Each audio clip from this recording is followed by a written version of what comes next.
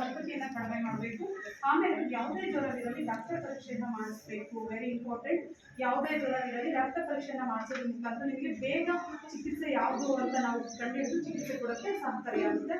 ತಾವೆಲ್ಲರೂ ಇಷ್ಟು ಮಾಡಿ ಮತ್ತೆ ಜೊತೆಗೆ ಮಕ್ಕಳನ್ನ ಶಾಲೆಗೆ ಕಳಿಸ್ತಿರಲ್ಲ, ಸೊ ಆಗ ಒಂದು ಸ್ವಲ್ಪ ಮಕ್ಕಳನ್ನ ಹಿಂಗೆ ತಗೊಳ್ತಾರೆ ಕಚ್ಚೋದ್ರಿಂದ ನೀವು ಮೈ ತುಂಬ ಬಟ್ಟೆಗಳನ್ನ ಹಾಕಿ ಯೂನಿಫಾರ್ಮ್ ಹಾಕುವಾಗ ಶಾರ್ಟ್ ಇರುತ್ತಲ್ಲ, ಸೊ ಅದಕ್ಕೆ ಎಕ್ಸ್ಟ್ರಾ ಪಾರ್ಟ್ಸಿಗೆ ಸ್ವಲ್ಪ ಕೊಬ್ಬರಿ ಎಣ್ಣೆ ಅಥವಾ ಇಲ್ಲ ನಿಮ್ಮ ಮನೇಲಿ ಇನ್ನೂ ನಾವು ಚೆನ್ನಾಗಿ ಆಯುರ್ವೇದಿಕಲ್ಲೆಲ್ಲ ತೊಗೊಂಡ್ಬರ್ತೀವಿ ಅಂದರೆ ಬೇವಿನ ಎಣ್ಣೆ ಸಿಗುತ್ತೆ, ಒಡೋಮೋಸ್ ಅಂತ ಒಂದು ಕ್ರೀಮ್ ಸಿಗುತ್ತೆ, ಅದಾದ್ರೂ ಮಕ್ಕಳಿಗೆ ಹಚ್ಚಿ ನೀವು ಮಕ್ಕಳನ್ನ ಕಳಿಸೋದ್ರಿಂದ ಈ ಸೊಳ್ಳೆಗಳನ್ನು ಕಚ್ಚುವಿಕೆಯಿಂದ ಪಾರಾಗಬಹುದು.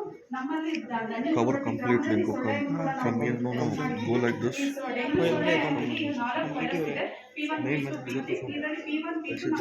ಪ್ರಕರಣಗಳು ಬರ್ಬೋದು ಅಂತ ಅನ್ಕೊಂಡಿದ್ದೀನಿ. ಆದರೆ ನೀವೆಲ್ಲರೂ ಕೈ ಜೋಡಿಸೋದ್ರಿಂದ ನಮಗೆ ಡೆಂಗ್ಯೂವನ್ನು ನಾವು ಈ ಸಲ ಸಮುದಾಯದೊಂದಿಗೆ ಸೇರಿ ಡೆಂಗ್ಯೂ ಜ್ವರವನ್ನು ನಿಯಂತ್ರಿಸಗೊಳಿಸೋಣ ಅಂತ ಒಂದು ಸ್ಲೋಗನ್ ಇದೆ. ಸೊ ಎಲ್ಲರೂ ಸಹಕಾರ ಮಾಡಿ ಈ ಡೆಂಗ್ಯೂವನ್ನು ನಾವು ಜ್ವರ ಬಂದಾಗೆ ನಮ್ಮ ಮಕ್ಕಳು ಮತ್ತು ನಮ್ಮ ತಾಯಿಯರು ಎಲ್ಲರ ಆರೋಗ್ಯವನ್ನು ಕಾಪಾಡೋಣ ಅಂತ ಹೇಳ್ತಾ ಸೊ ನಾನು ಎರಡು ಮಾತನ್ನು